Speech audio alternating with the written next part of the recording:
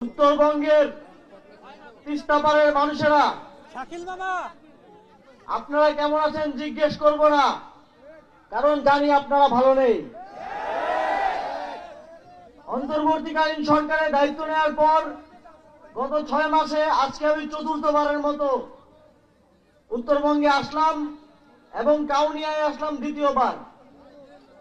যতবারই এসেছি, যেখানেই গিয়েছি, সবার প্রথম এবং প্রধান দাবি ছিল তিস্তার সংকট নিরসন করা।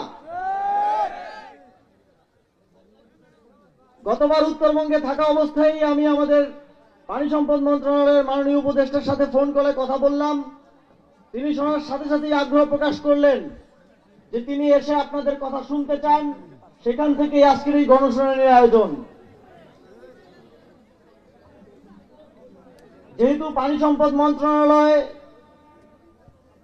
তিস্তার নদীর সমস্যা নিরসনকল্পে কাজ করবে, পানি সম্পদ মন্ত্রণালয় ইতিমধ্যে আপনাদের জন্য কিছু সুখবর নিয়ে এসেছে। সেটি আমাদের মাননীয় প্রধান অতিথি আপনাদেরকে বলবেন।